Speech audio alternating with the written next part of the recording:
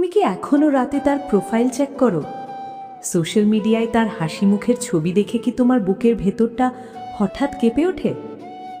তুমি ভাবছো, সে এত তাড়াতাড়ি কিভাবে আমাকে ভুলে গেল?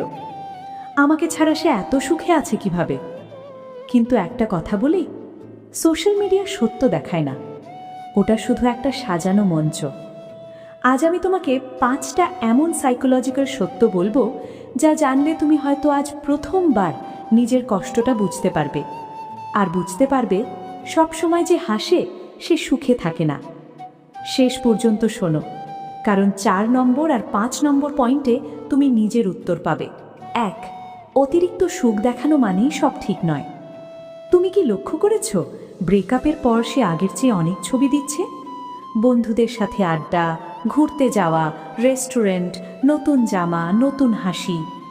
মনোবিজ্ঞান বলে, যখন মানুষ ভেতরে শূন্যতা অনুভব করে, তখন সে বাইরের দুনিয়াকে বেশি প্রমাণ করতে চায়, আমি ভালো আছি।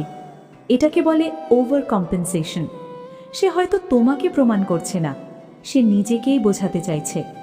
কারণ একা ঘরে ফিরে ফোনটা নামিয়ে রাখার পর যে নীরবতা আসে, সেটা সোশ্যাল মিডিয়া দিয়ে ভরা যায় না। 2, হঠাৎ নতুন সম্পর্ক মানেই নতুন ভালোবাসা নয়।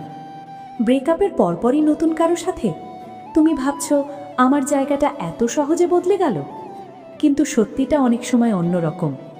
অনেক মানুষ একা থাকতে পারে না, কারণ একা হলেই মস্তিষ্ক পুরনো স্মৃতি খুলে বসে। পুরনো চ্যাট, পুরনো ছবি, পুরনো জায়গা, এইসব এড়ানোর জন্য অনেকে তাড়াহুড়ো করে নতুন সম্পর্কে জড়ায়। এটা সবসময় ভালোবাসা নয়, অনেক সময় এটা হলো নিজের শূন্যতা ঢাকার চেষ্টা। 3, দূরে থেকেও নজর রাখা।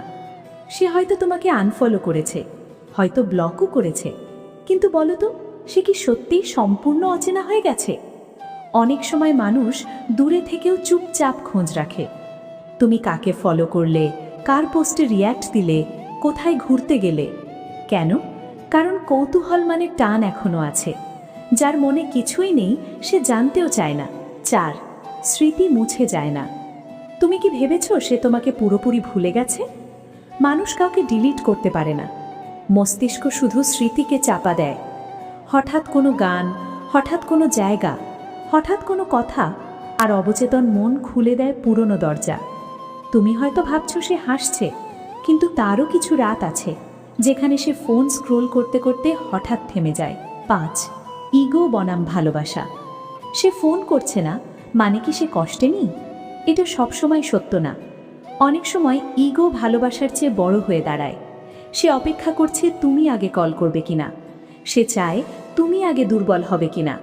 কিন্তু মনে রেখো, যার মনে একেবারেই কিছু নেই সে রাগও ধরে রাখে না। রাগ, ইগো, এগুলো টানের চিহ্ন। কিন্তু এখন আসল সত্যটা শোনো, সে সুখে আছে কি নেই এই প্রশ্নের উত্তর খুঁজতে খুঁজতে তুমি নিজের জীবন হারাচ্ছ। সে ভালো থাকলেও তোমার কিছু যায় আসে না, সে কষ্টে থাকলেও লাভ নেই। তুমি কেন তার ছবির নিচে নিজের শান্তি উৎসর্গ করবে? আজ আয়নার সামনে দাঁড়িয়ে নিজেকে বলো, আমি কারো হাতের পুতুল নই, আমি কারো ব্যবহার করার জিনিস নই, আমি আমার নিজের মানুষ। যদি এই ভিডিও তোমার মনে একটু শান্তি দেয়, কমেন্টে লিখে যাও, আমি এবার নিজের জন্য বাঁচব। আর মনে রেখো, তোমার খুশি তোমার হাতেই।